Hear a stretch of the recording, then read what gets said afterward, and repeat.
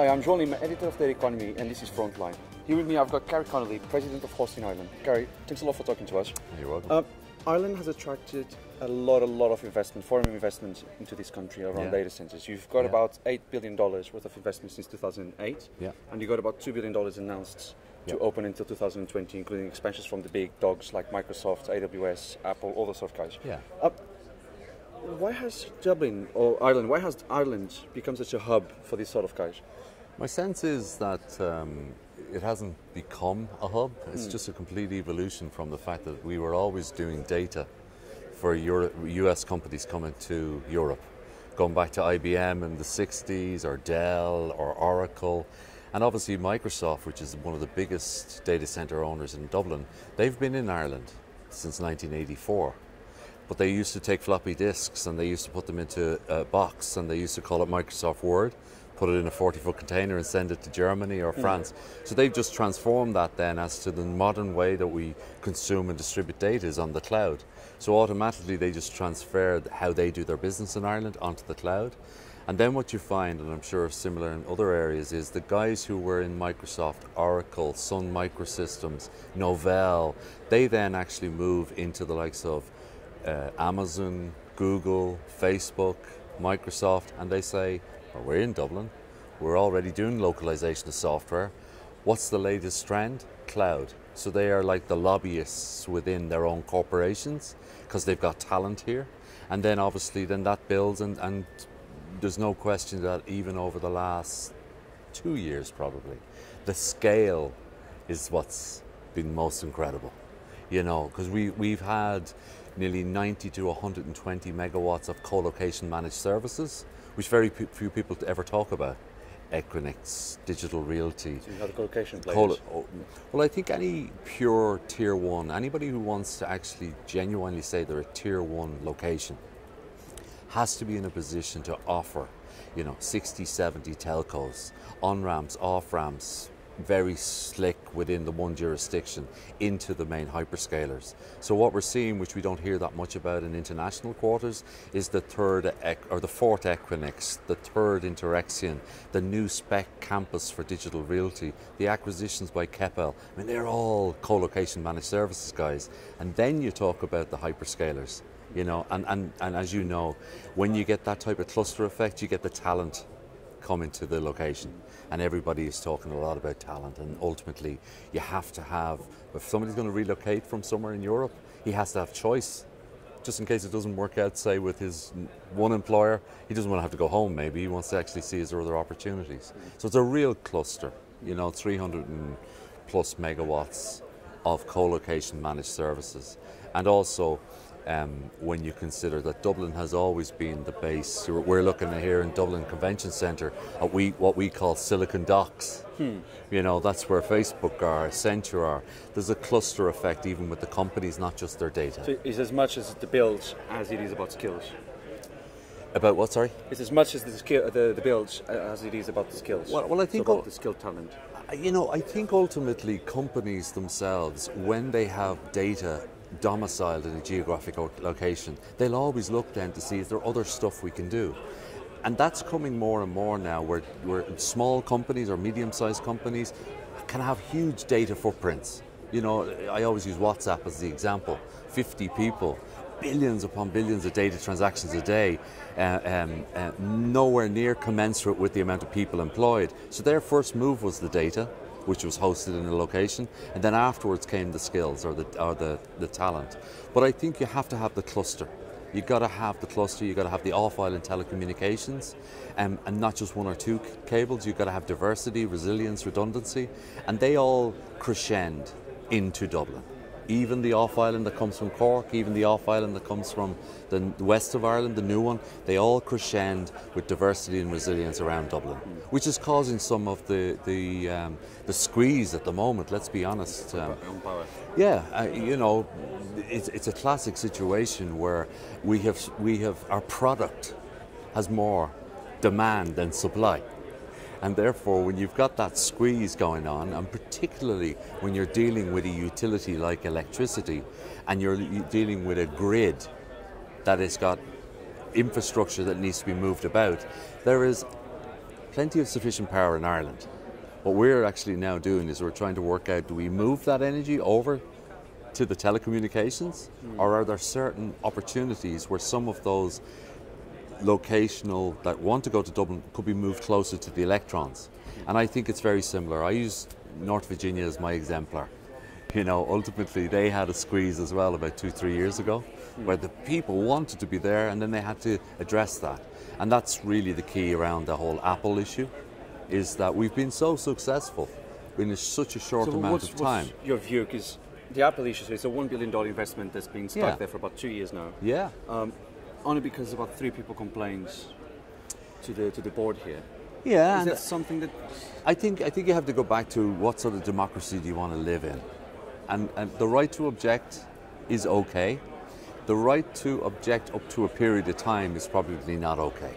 And I think that basically what's happened in the case of Apple is that when you announce out of the bat 300 megawatts of a data center anywhere in the world, that's a lot of an announcement. And the Nordics always seems to go down quite well. Well, they because they have the energy and they're looking for the data, you know.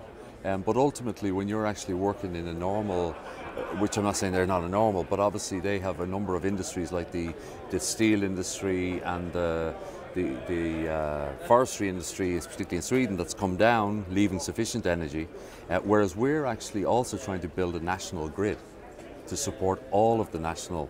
We're only 4 million people. Well, the grid did announce some projects to increase the capacity. 2019 to 2020, there is 280 plus megawatts of data coming into Dublin. And in the interim, between when these guys want to be up and running till when they will get grid connection, they've all announced, like Microsoft have announced, and others have announced they will generate their own electrons. They'll get on site with gas turbines. Well, you had Microsoft here, as you mentioned. But on the Apple issue, for example, so the government has now said they are looking into easing planning permission. But it'll be retrospective, of course. But what do you expect from that? What sort of things do you expect? Well, I would say, like I mentioned, ultimately the right to object should be still allowed. Otherwise, you're not a democracy. And we all have to be very mindful as well of, no matter who the company is that's looking to go anywhere, we have to allow people, citizens of Ireland, Europe, wherever, the right to actually say, no, that's not right. Otherwise, everything will just fall apart. It's the issue really is regarding the amount of time that should be allowed before it goes through the process. And I think the minister who was speaking this morning at this event, Data Cloud Ireland, has identified that that was the challenge, the amount of time, not the fact that they can or cannot object. Because some of the stuff that they might object to, it may not be relevant to you and I day to day, but if enough frogs are displaced and enough bats are displaced in thousands and thousands of places, then we live in a place that is just full of data centres. I'm not sure we want that either. So it's the amount of time that the objection went in, the hearing took place, and the decision was made. That's what they're suggesting can be fast-tracked post this. So they don't want to be seen, obviously. But you see an outcome where the government or the planning board actually says no to Apple and doesn't allow them to... I would say it'll proceed like a lot of other developments all over the planet, including Ireland. Planning will be granted subject to. Okay. Planning will be granted subject to you doing this, this, this, this, and this. And that is normal in a very large, and not unique to data centres. You've got large pharmaceutical plants. We've Intel here, and they suck in so much water on their wafer fab. And they get planning always. Planning is given subject to X, Y, and Z with the water replenishment, etc. And that will be the normal process that takes place. And it's important also to remember that at the same time as the Apple, and it is a long time, isn't it, 2 years, Facebook, Google, Microsoft, Amazon have all gone, new ones. They've all built new ones and gone through the due process. Even the co-location guys, as I mentioned, and we've had new entrances into the co-location. So it is I guess, it's the fact that they went away from the main cluster to a place that has no pedigree in this space and announced such a large data center that a lot of people that may not have been in the influence or the sphere of influence were made more aware, and therefore then it became a much bigger issue than it is really. And also it just happens to be Apple, probably the number one brand in the world. A world. little bit more. Yeah, look, they're the number one brand in the world. If another brand, maybe it wouldn't have been. But the planning will be given subject to certain conditions.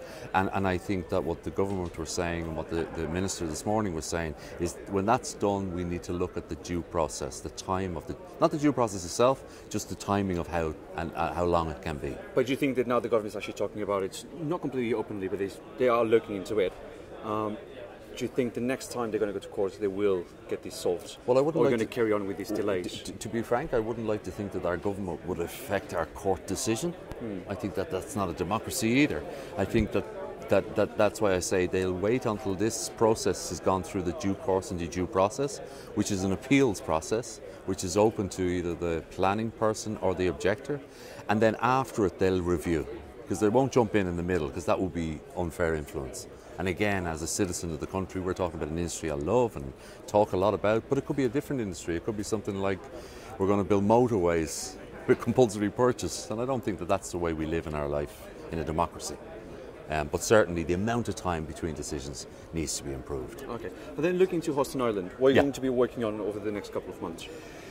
That's a great question, because we've always had in our view that data centers and hosting is just one of so many foreign direct investment industries that come to Ireland. We're looking out, as I say, we're in the financial district, in the International Financial Services Centre, which is finance. We're looking over at Silicon Dock, which is all the big software companies. You take data centers, it's never one reason that anybody ever goes to one location.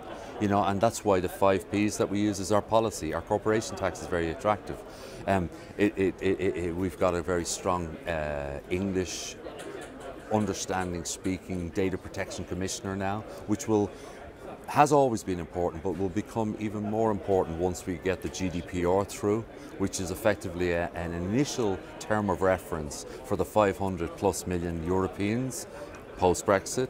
Obviously it'll go down, but it's a term of reference. So English starts to become more important to our market, which is predominantly US companies.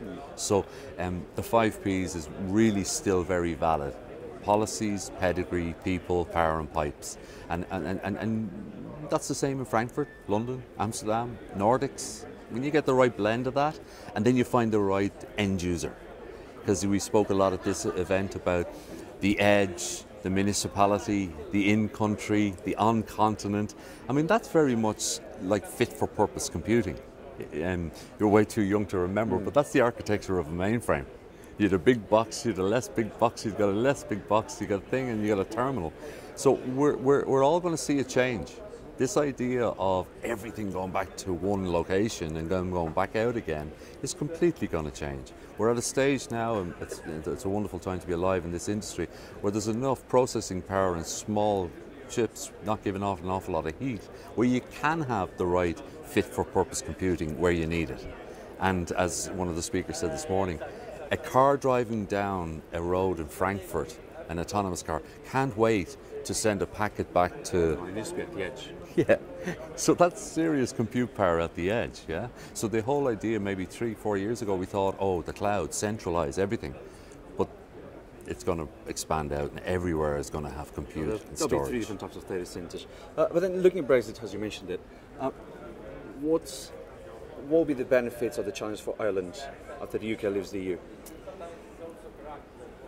In terms of data centers? Well, what we're starting to see, which is already happening, is due to legislation in the financial services industries, you're seeing an awful lot of the financial industry companies like Lloyd's and Chase Manhattan and JP Morgan, they're already starting to have substance here. Mainly, again, because they're able to transfer their staff from London to a pure English-speaking location. Obviously, corporation tax and intellectual property still is a big part of our proposition. In terms of data centers, I think you could probably tell us that what we've seen is that the data center market in London and places like that has actually got stronger because they realise that they need to build and fortify themselves.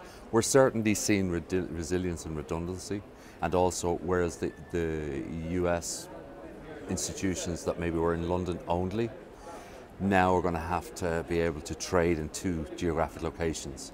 But it'll be like anything, they'll evaluate the other European locations as well. we're comfortable that with the pedigree we have with possibly a lot of those organizations already, again, the clustering of their back office or their front office and their data, it makes a lot of sense. Okay, Garry. Yeah. Thanks a lot for talking to me. Don't forget you can follow Data Economy on Twitter, Facebook and LinkedIn, and also visit the website on www.data-economy.com.